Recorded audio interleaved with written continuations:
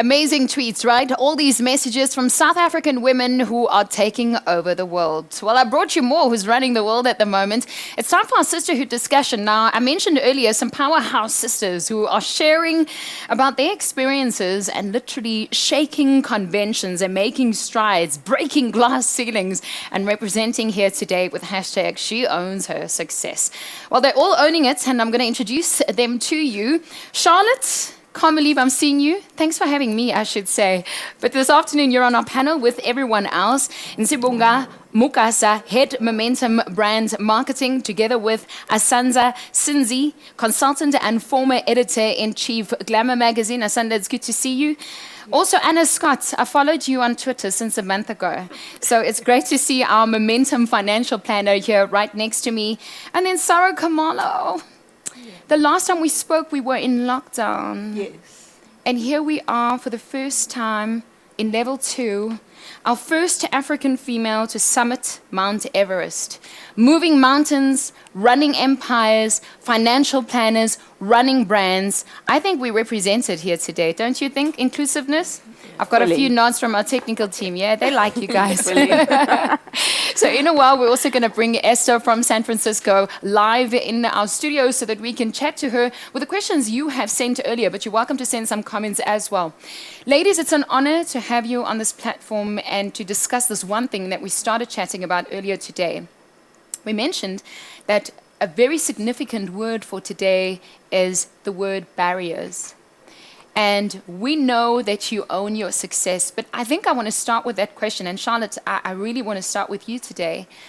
If you think of the word barriers, and I mean, I've known you for 20 years. You always say this, but yes, it's true. She knew me when I was a baby in my first job. In Let's your leave first it there. job, yeah. But I mean, since then till now, you've grown into, and I can say it, into a woman, into a mom, into a brand manager. You're working with a brand that understands that the rest of 2020 is not cancelled. That we still have time to make a success of it. If you think of barriers in your own life to the successful life that you lead and own, what would you say it was? So I'm going to be controversial, which is typical Charlotte. The reason why I am where I am is because of brave men. Brave men that allowed me a seat at the table. Brave men that created space for me to occupy. And those brave men could be, my dad, my brother, even some of the colleagues that are in and around here, the technical team, my brand team. They are men that said, I recognize my privilege. And because I recognize my privilege, there's something in this young girl. She's got funk, she's spicy, she's feisty, she's fierce, and we like that about her. And so I think in terms of shattering barriers, I have to owe it to people who have the emotional intelligence to understand the spaces they occupy, and then to see that young girl that used to catch the taxi. I'm a 4-4. I come from that background. I know what it means to catch a taxi and to share with Abo Mama. I come from far. So I think for me, I've got this, I won't call it a burden, an honor that's hanging on my shoulders to pay it forward for other women. But I have to first start off by saying brave men that decided that they were going to take a chance on me. So I'm going to start off by saying that. But I have to also say that there must be something within you, right, for people to say, let's give you that chance. And I must say, it's not always the same for everyone. So we're going to hear it from other ladies as well. Asanda, what was it for you? I mean, first of all, you look beautiful. Isn't she stunning? Gorgeous. Look at that red. What would be a significant barrier? What do you think is the one thing that stood in your way that you managed to shatter? I'd say it was my own fear, a fear of making the wrong decision. I experienced a little bit of self-doubt when I entered into the magazine industry. I was very young. I was about 22. I became a fashion editor. So I didn't even climb that ladder of first being an intern, an assistant, being a junior. I went straight into being appointed as a fashion editor. And from then onwards, there was a steady climb to fashion director and then editor-in-chief.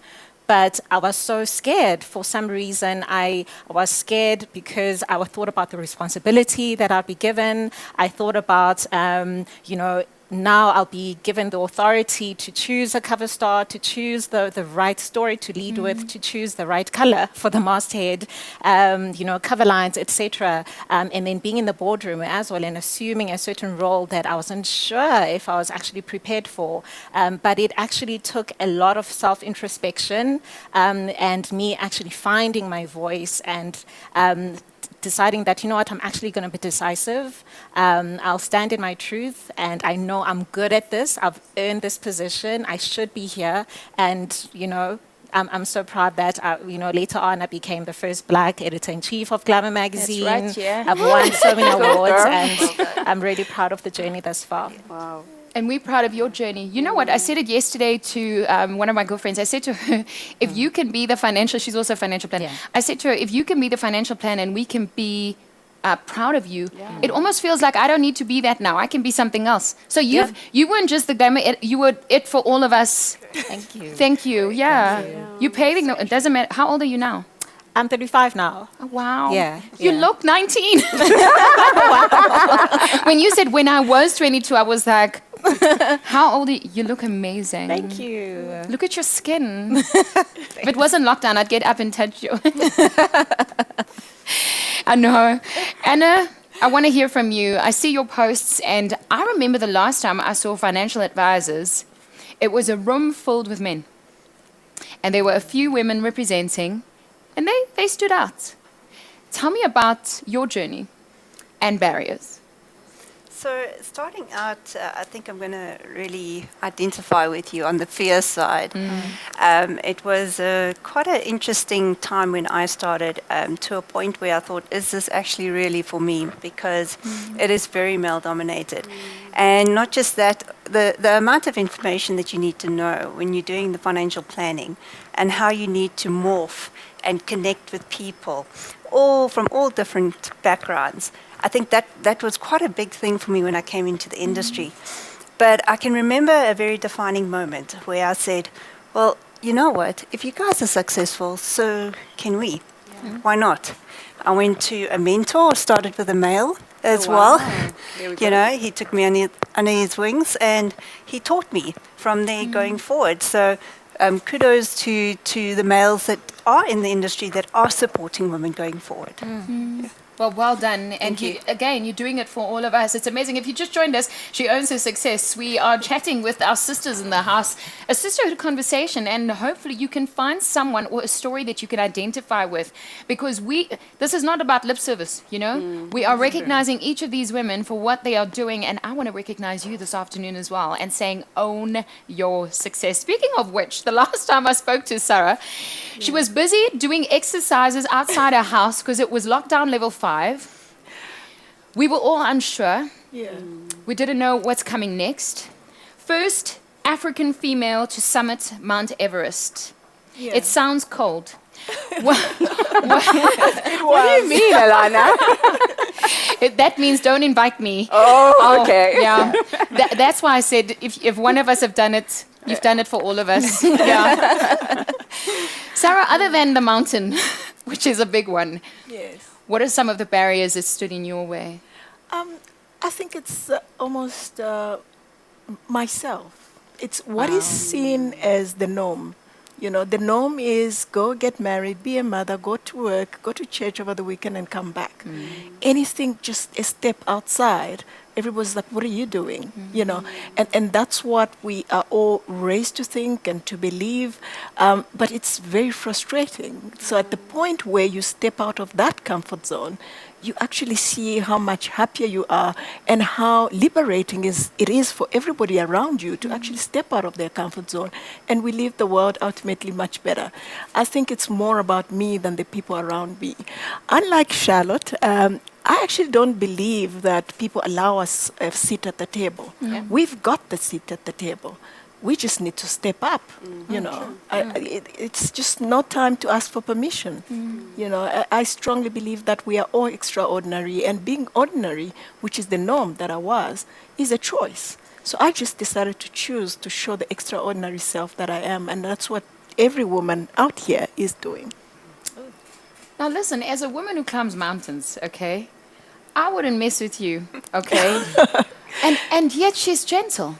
Very. Beautiful, yes. And Very. it just Esther, our keynote speaker today, she mentioned it where she said that some things in life we're going to have to approach with whisper, in order to get our way. But it doesn't mean that we are soft. No. So, I mean, you've had a mountain in front of you. What's it like attempting something as great as that, a big challenge, and as a woman, what's expected of you and what did you give?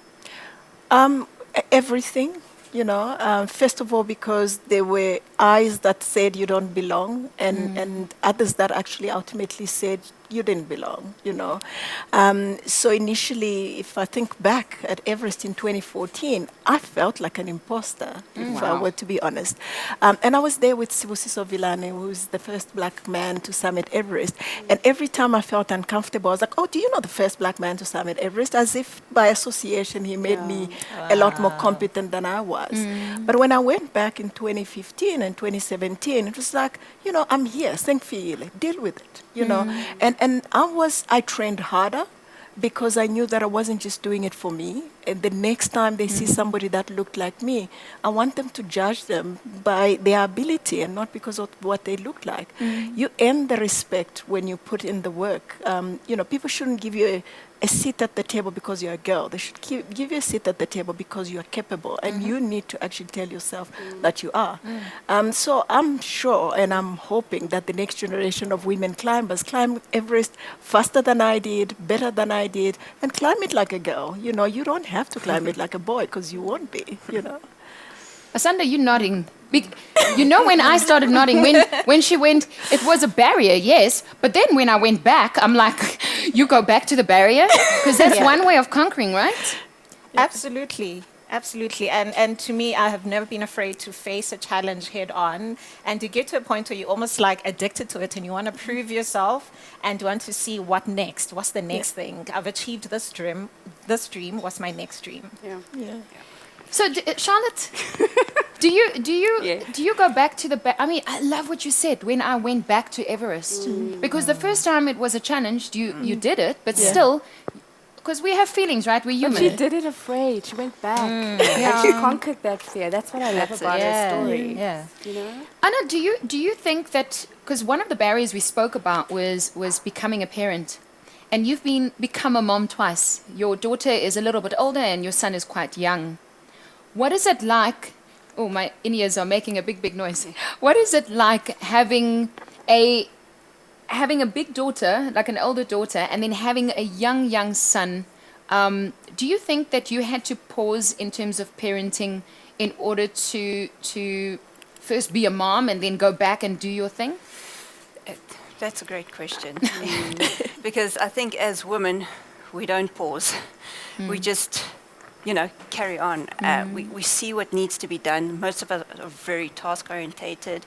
But when you see what's in front of you and you need to overcome it, I think we become so resilient as women. We just know what we need to do, right? So if it is your dream, all right, to do exceptionally well, whatever it may be, in any circumstance that you may be in, career, sport, whatever it may be, I don't think children will put you back on that. If you really want to just only look after your kids, that's not a problem either. I think that's also very successful and beautiful. But if you want to achieve something, I think the kids actually, they motivate you even more. And I love that with my daughter, having my daughter. I mean, she completely changed my life. It was, you grow up so quickly and you're like, okay, well, I've got this and I need to get through what I need to get through. And you look at this little soul and you want to be an absolute beautiful example for them. So definitely not. They actually encouraged me to become a little bit more focused on what I need to do and, pave a way of success through my career and so forth. Hashtag she owns a success. And we're talking barriers. If you just joined in, we've got an amazing panel with us, Charlotte and Asanda, as well as Anna, who just spoke, as well as Sarah. Throughout lockdown, we've had conversations, and we're talking about barriers that are in their way. Charlotte, how do you ask for a raise? oh my goodness, how can you ask me this when my boss is watching? But let me kill it. Yeah, go. So I am a wonderful employee. I've been with the company for 8.5 years, and the T-shirt that I have designed today is my entry point for me asking for a raise, and it says the following. They thought I was too young to manage a brand on the JAC, but guess what? She came in and look at the stock market. She's shaking boardroom, baby. So, if the stock market recognizes it, I think it's about time that you increased my pay raise by about 15%. That is over inflation by triple, but honey, you owe me. Wow. And I own my success. You've got the raise. Thank you. Let's drink to that, honey. But these are mocktails, by the way. Charlotte is pretending Yes, like she's honey. raising some glass of... I'm just playing. I'm just playing. That was Nontokozo ululating, by the way, your boss. No, but I love how... So Nonto put it in perspective earlier as well. So right at the beginning, if you missed out on it, we had an opportunity to speak to... to speak to Nontokozo Madonsela. Please follow her on Instagram. She's just amazing and remarkable. But the one thing she said is that before you go into a board meeting, or you know that there's an appraisal coming, or you know that you need to be in a place where you need to be so sure of yourself, then have a practice run. Yeah. The same way that you did not even pause when I asked you to say what you needed to say. You were so ready to ask for it. I'm actually shocked.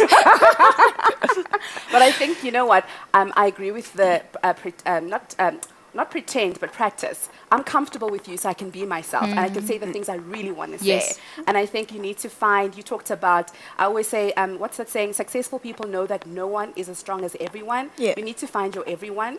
And once you find your squad, your backup singers, the people that cheer you on, but they're also not afraid to give you good criticism, to lift you up, to push you forward. You practice with them until you get comfortable, and you will shake as you put that speech together. I'm not going to say that I wouldn't shake. I would tremble, but I would do it anyway. And I would do it and come back and say, yes, I'm pushing through, because I've also got a son similar age to Anna. I have my internal motivation and I have my external motivation. My internal motivation is that God put potential in me, whether it's seen or not. My external motivation is my son. I see those big, beautiful eyes. He's as beautiful as the most handsome of person. I'm going to pitch him later to any one of you who've got young children. Is it you? Yeah, we'll talk afterwards. But really, it's really just, in summary, just finding your everyone and then keeping your squad with you, because they invest in you in the same way that you should invest in them. Correct. Wow. One thing just to add on to that, when I first became a manager and I started hiring people,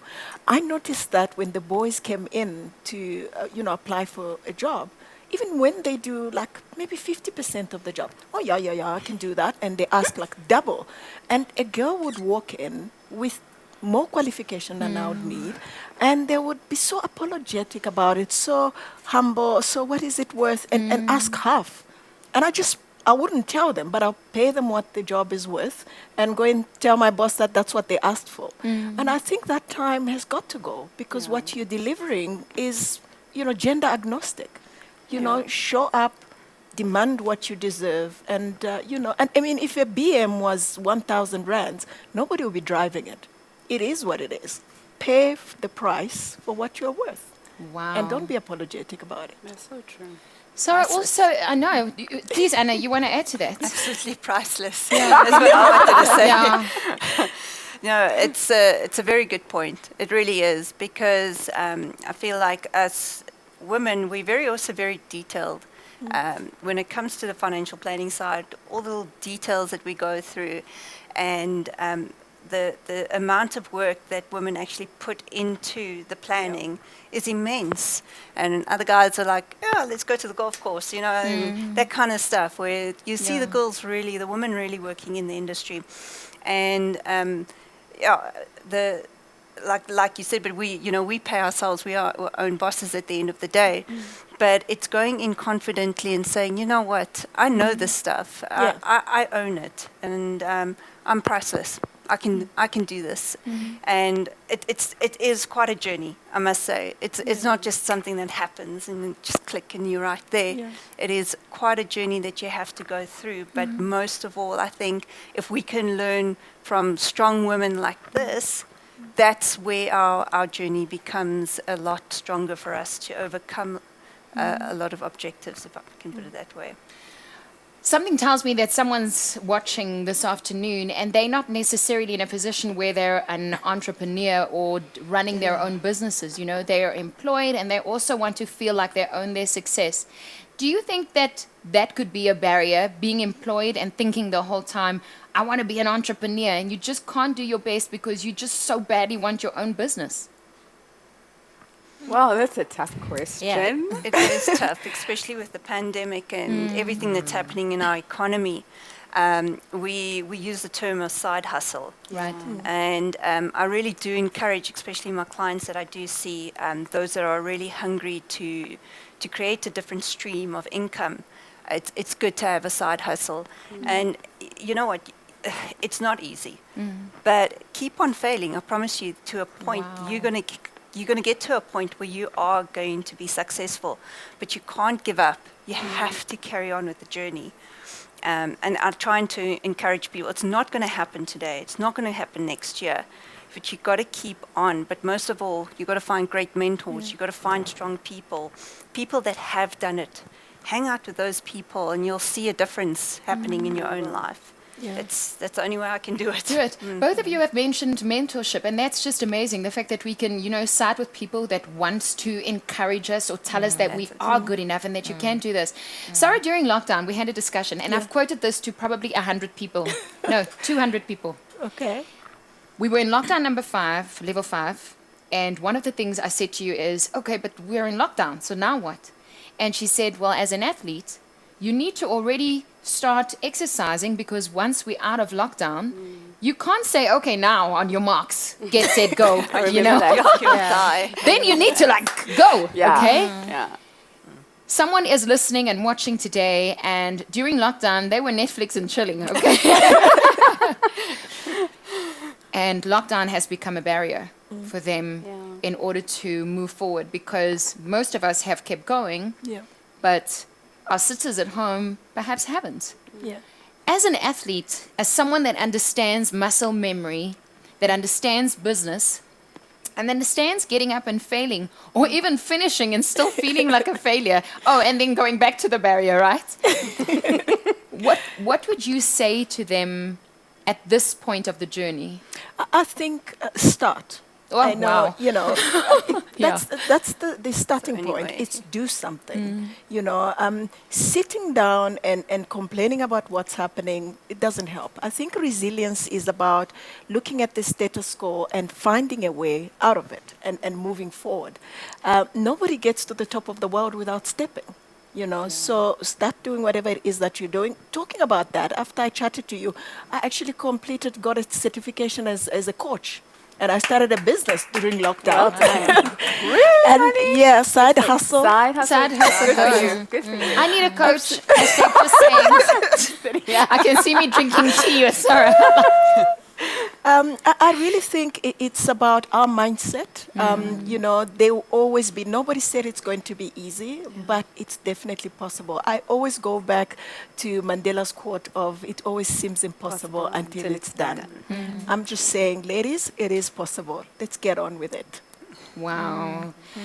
Asanda, you are in your position and you've got this glamorous job. See what I did there? Glamorous job. I see it. Could you recognize barriers in some of your team members' lives? Because Nontokoza also said something earlier where she says, when you own your success, sometimes you can see when your girlfriends or colleagues don't. And sometimes it's hard and sad to see because you want them to be confident, because it will help you. You need to be able to identify, you know, your team members, maybe what's pulling them back from reaching their full potential. You need to be able to have an understanding of that and have a consistent conversation with your team members as well, and help to empower them, help them get out of it. I was managing a predominantly female team where sometimes, you know, what's pushing them back is being able to verbalize what is going on in their lives, their fears, and how to really express themselves. So sometimes also as a fellow female that's maybe walks a similar path, you're able to identify what that is and help them and assist them and get them to the next level of their lives. Right. So you had to be like a big sister and a boss. That's Yes, a lot. Yeah. yes, yes. But isn't that what we do as women in any case? You Yeah. never stop being a mom. You never stop being a sister and aunt. Yeah. And you balance it all. You're just changing hats for different situations. But I read, it was the Harvard Business Review, and I know this sounds so academic. We're talking about traits in women leaders that make them progress more than men. Empathy was one of them. Nice. Recognizing humanity in others. Recognizing micro wins and small wins and making them public, and then those failures pulling people back to say, be mindful of this, be mindful of that. That natural nurturing spirit and ability to mentor others and not to leave them where they are. Yeah. So they say that some things are natural in women. And if you bring those traits into the workplace or in business or wherever else, you end up making the entire ecosystem fresh, and it's just better overall and more successful because of the mindset that you're bringing in, but those natural, as they call them, feminine characteristics, where you're not necessarily bossing and bullying, where you're able to say, I want you to move forward and I'm going to recognize where you are without judgment. Because either I was there, or I empathize or I sympathize with your story, and I will not leave you here, my sister. I'm going to take you forward, and we're going to either shatter this barrier together, or I'm going to leave you to shatter it, because in terms of a butterfly, you've got to flex your wings, you've got to exercise, you've got to put in the work. But know that emotionally and in terms of your mental health, I'm running with you. You've said all the right things. I mean, empathy is probably my word for the year. I'm learning so much about it, yeah. On my radio show this morning, I spoke about it because I think it's the one thing that's going to move us forward. Michelle Obama and her speech and empathy and just in general, if we can understand what people are going through and put ourselves in their shoes, we'll be less judgmental, I mentioned earlier that usually in the workplace, when I practice empathy, I would be told that I'm emotional, So that's another thing I had to be like, I'm going to own my success, okay? Let me tell you, okay? So I want to be quite practical because we've got access to a financial planner here. You know what that means? It means we can plan our money. So one of a barrier could be being in poverty or even holding on to money. I know of people that would save all their lives, but they'll still take out a loan because they just don't want to spend their savings. And so they're holding on to savings and money and I guess dreams. Yeah. But what if you feel that poverty, what if you feel that being poor or feeling poor is something that stands in your way? As a financial planner, what kind of advice could you give to a young woman that feels that financially it's a barrier for her in order to just move forward? There are many ladies out there that are juggling a lot, and on top of it being a single parent and so forth, I can just imagine what that is, the strain on your budget that it can take. Not only that, there's a certain way that women have to look as well. That also puts a lot of strain in our budgets. And I spoke to Farah quite a while back about this, about our eyelashes and so forth and how we need to look. It all costs money at the end of the day. It all puts a lot of strain on the budget. And I met with a beautiful lady a year ago that was in serious trouble with her money, and the only way for you to overcome that kind of poverty thinking is that you have to apply a bit of knowledge and skill to money. Learn a little bit more about it. It's not just the financial planner coming to you and saying this is what you need to do, A, B, C, D. Go in and do a bit of research as well so you can make your own informed decision. I think that's very, very powerful. I try to equip my ladies as much as possible with those tools so that they can change their lives. It's no use taking the horse to the river to drink if the horse isn't thirsty, right? They're going to have the same kind of habit taking place over and over. They need to actually walk a road and decide, okay, fine. If this person can do it, then what are they doing differently that I can apply in my life? You can't have the same formula continuously and think that's going to work for you if you're getting this kind of result. You've got to tweak that formula a little bit. And you got to, I know some people got finance. So tiring, so boring. Trust me, and like I'm studying tax now and I'm loving it left, right, and everyone's going, oh. You're loving tax? Yep. There we go, you see? The thing is, it's empowering. What I'm learning about tax and the way I can structure my portfolio with the taxes is a skill, right? That a lot of people don't know. And that's why I love it so much. And it empowers me to make informed decisions when I need to go and spend money on anything and how I can use it for taxes and so forth. You know, I wanted to tell a little story, but we'll just put that to one side. But I want women to understand that they can make a decision and they can turn their lives around. And with this specific lady, we worked with her for over a year, just coaching, mentoring, and she's on a different level altogether, right? Because it was a decision when she made, well, I don't have to have a certain lifestyle in order to be successful. I can actually just turn around and be free and be successful. Right. Instead of holding debt, having debt on your shoulders all the time, that is not a freedom, that is not life, right? That's poverty. If we can get rid of that, we'll be a different South Africa altogether. I want to bring the Germans in here. You know, look at the Germans, they save a lot of money. I mean, they're on top of there when it comes to savings and so forth. But it is something they've learned from a very, very young age. It isn't something that just happened. So we need to be examples to our children as well and teach our children and actually empower our children when it comes to finance. It changes everything. It makes your life so much easier at the end of the day. Less drama, let's put it that way. You said that you're studying tax, and I want to wrap up with this, where I'm going to ask each of you to give us some word that we can take home with us, you know? But I want to point to the fact that you're a single mom, she's studying at the moment, and how is that even possible? Quickly. Please tell us. Wait, she's studying tax at the moment. Look, beginning of the year, if I can tell you, going through a particular life event, I thought I was not going to make 2020. Let's be real about this one. I was like, I phoned up one of the ladies' mentors that I look up to a lot, Terry. I phoned her earlier. I said, Terry, I'm not going to make it. And I was in tears. I was like, I don't know how to do this. I mean, piles and piles of work that you need to get through with the studies. And I said, I don't know. And she said, Anna, calm down. You're going to make it. Just take one day at a time. And that's what I basically did. I took her advice. I broke it down. You don't eat an elephant in one day, right? You can, but then it just won't it's work. indigestion. And so forth. It's not a good idea. No, Ilana.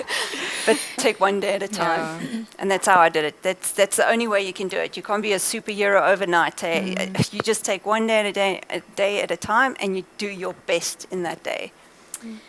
Asanda Sizani, our consultant and former editor-in-chief Glamour magazine.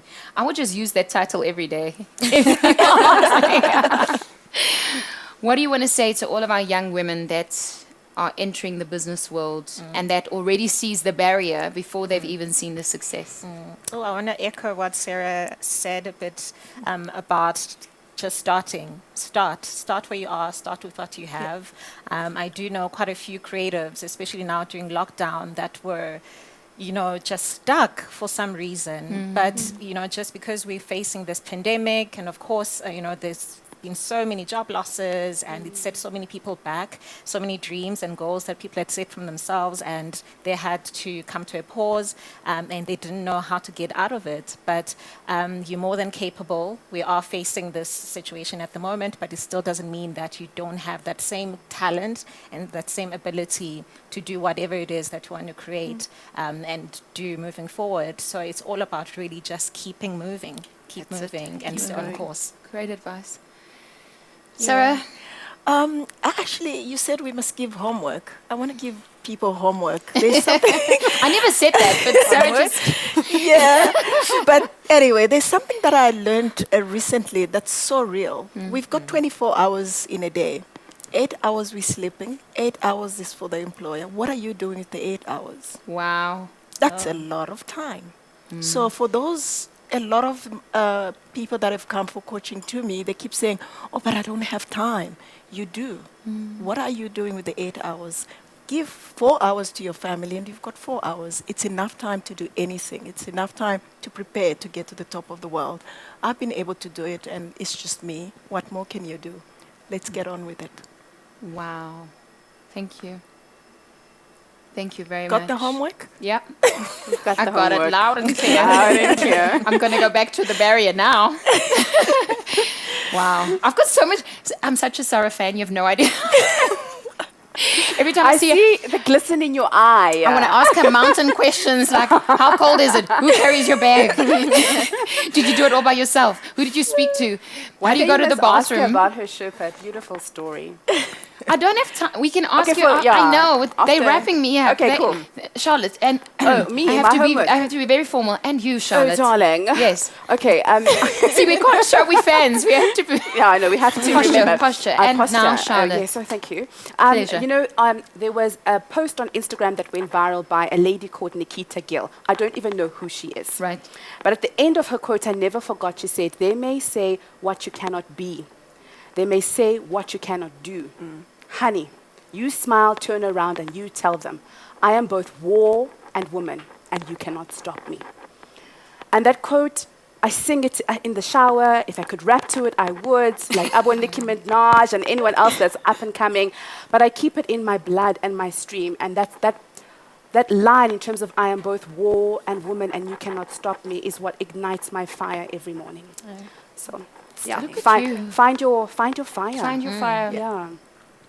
Guys, you have, wow, you've motivated us. I'm almost emotional by what Sarah has said about being able to just continue. We've got homework to do. Yeah. Love what you're saying about just keep going, you know. Anna, you're an inspiration. Even though you're studying tax, we're very proud of you. Will you make a massive difference You to know your what you portfolio. know, you know How's that? voorlopige belasting.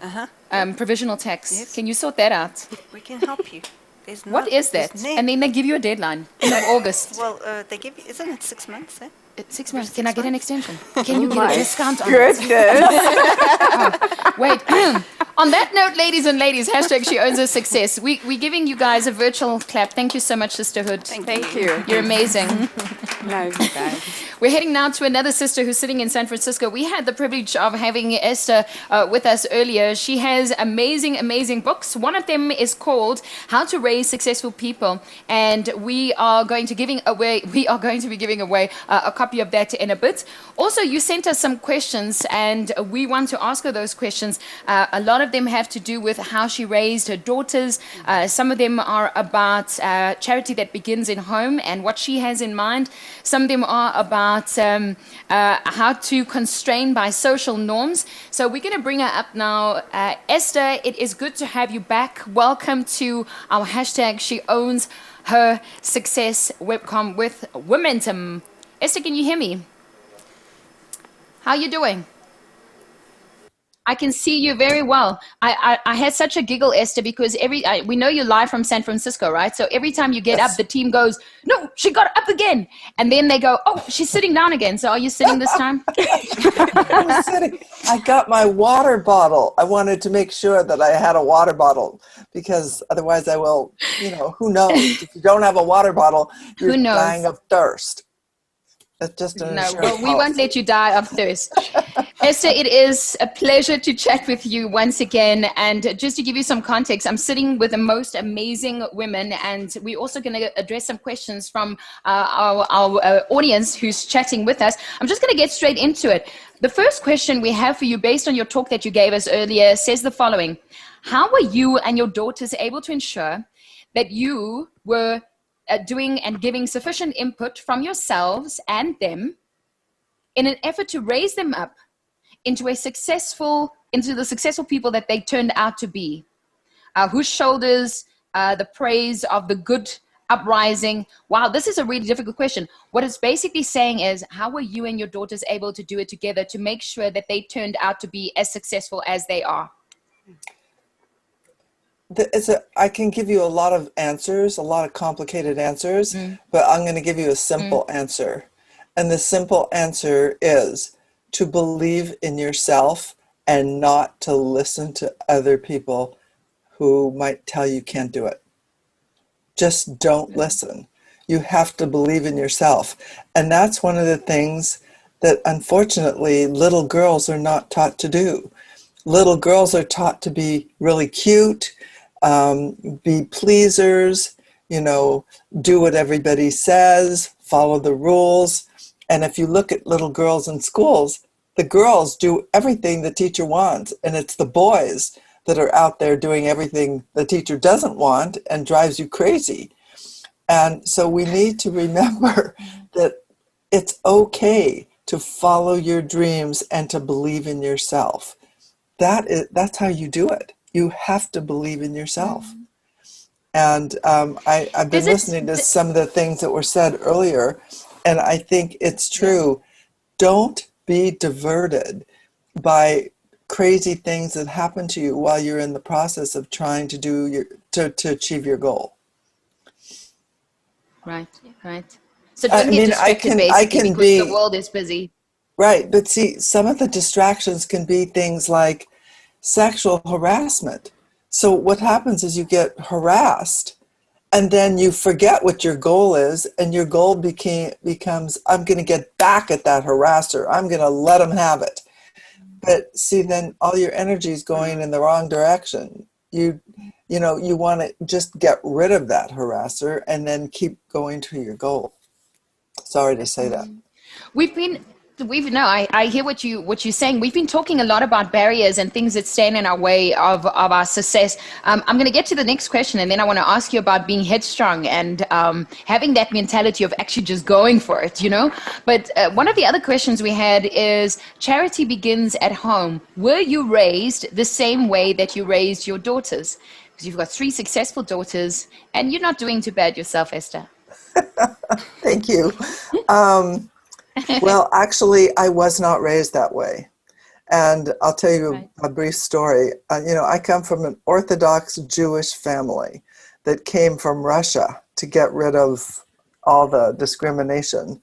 And I was raised to become somebody's wife.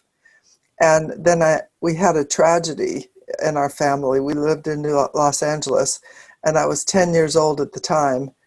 And I had 2 brothers.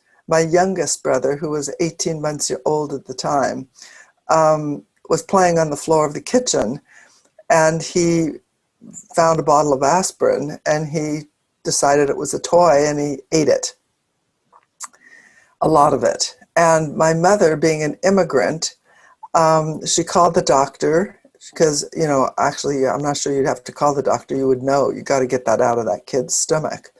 But she called the doctor, and then, not being confident in her own sense, she followed what the doctor said, who clearly he must not have listened, because he said, put him to bed and see how he is in a few hours. Well, of course, in a few hours, he was very violently ill.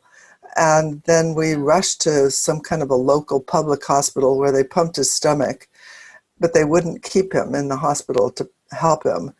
And then we went to 4 other hospitals who also refused to take him because we had no proof of payment. So he died in the 4th hospital.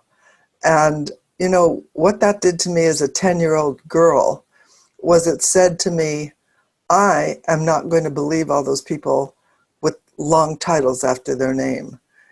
I don't care who they are. I'm going to think for myself, and I'm going to do what I think is right. And I'm going to use education to get there. And that's exactly what I did. And that's why, I became such an advocate of education. And then you had that previous speaker who was talking about financial education, how it empowered her. Right. Education empowers people, no matter what. And that's what I did. I was this poor kid who didn't, had nothing. My parents had nothing. And so I managed to get a scholarship to the University of California at Berkeley. I applied to one school, and I got into that one school, thank goodness, and that was the beginning. And then I taught my daughters to always question everything. Never believe it without, you want to make sure that it's fine. I used to spend my time at the library. Now we all have the internet. I don't have to go to the library. I just can go on the internet and find a lot of information. It's conflicting many times. So you have to be smart and look at the different sides and make sure you get the right stuff. So that is what happened to my upbringing. And it was really different. First of all, I want to thank you for sharing on a personal note, because even though I know a lot about you, I'm sure none of us knew that. And I want to wish you long life, because it is a memory that stayed with you. But you know what? So I have a rabbi in my life, and he said to me, our curse will become our blessing. And I was like, yeah, right, whatever that means, like, please don't even talk nonsense. And it just shows that sometimes our resistance and the things that is keeping us from thinking that we have this amazing life can become the reason why we actually want to be better and greater. And that brings me to my next question, which says, what was the response to you? What happened to you that you thought that you needed to do different things to the norm? And I think you've already answered that question, that you are not really the norm. You asked a lot of questions. Yeah, I asked a lot of questions, and then I also taught my students. I've been teaching for 40 years, and I taught my students to question authority. And I have many, many students that are extremely successful. And I think you don't have to question authority in a kind of confrontational, negative way. You just have to question them. And it's like, is what they're saying making sense? And then, go about following whatever you think makes sense. I think it's really important for you to believe in yourself. I think that's the number one. And I have this acronym in my book, TRICK, and it stands for trust, respect, independence, collaboration, and kindness. And the first person I say you need to trust is yourself. Trust and respect yourself. Educate yourself so that you can make decisions that matter and that are important to you. And just believe in yourself. And as you can imagine, my daughters, they're following paths that there are no predecessors. So Susan, as the CEO of YouTube, she has to think and believe in herself. And she's got, she's doing her best to make that platform into a platform where everybody can bring a video that they believe in or that they made or whatever and share it. And I think that was what motivated her, was the fact that, we don't have to go through Metro-Goldwyn-Mayer. We don't have to be Hollywood stars. We can be ourselves, and we can share our videos, and we can be stars too. So you're right. This rabbi is right. Sometimes, this was a tragedy in my life, but it worked out to help lots of people, and help my daughters and help my students, and actually help me. But I must say, it was pretty traumatic for everyone in our family. Yeah. Well, I can tell you this, you talking about what rings true for me is the fact that you say that there's no one before your daughters that have done that.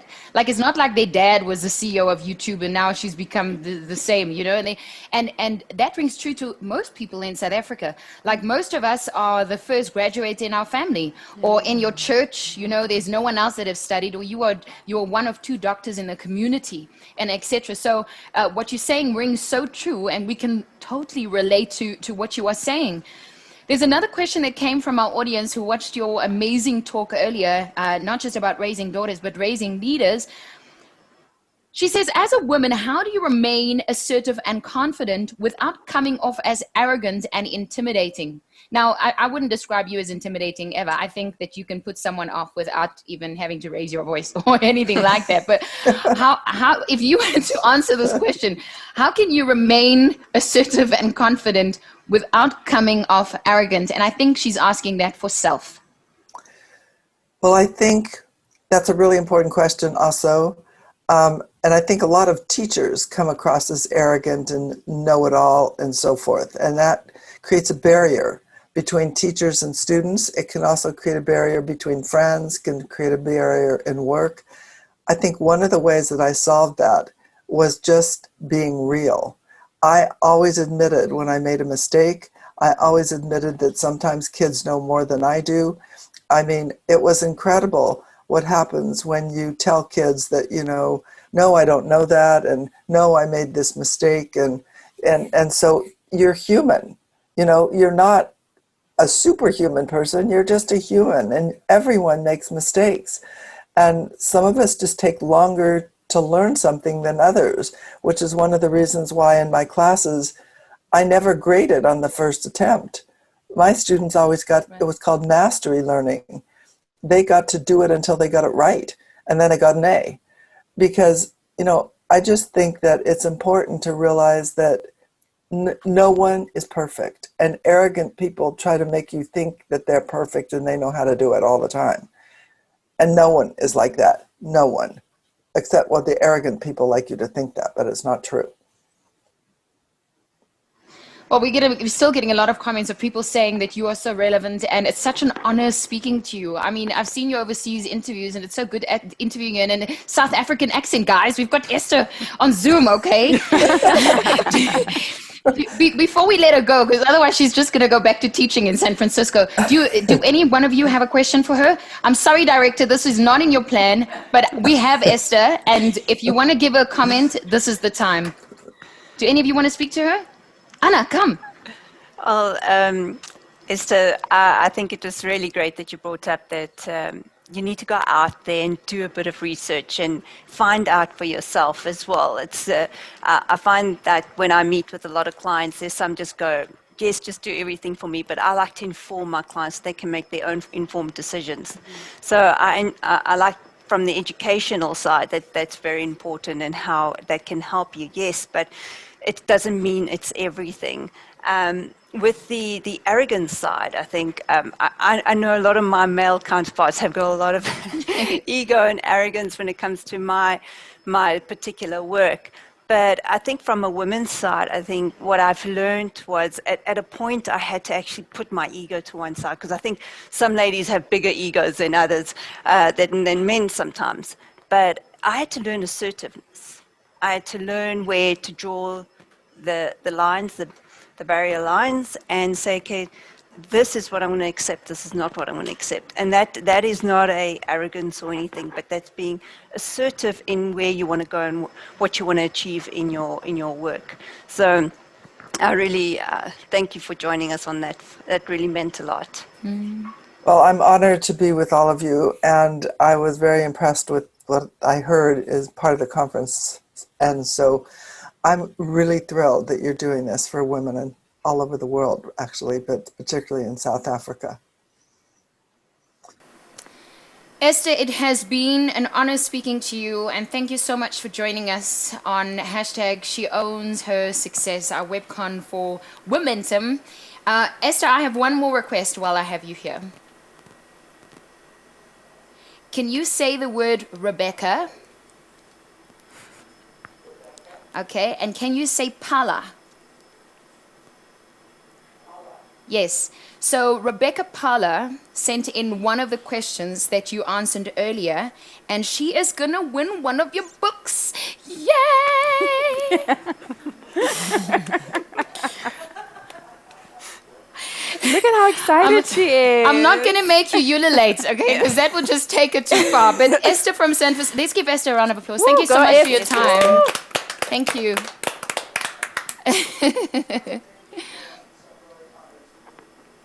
And thanks for the invite to come to San Francisco to join you. I'll be thrilled. Oh, that's so sweet. Yes.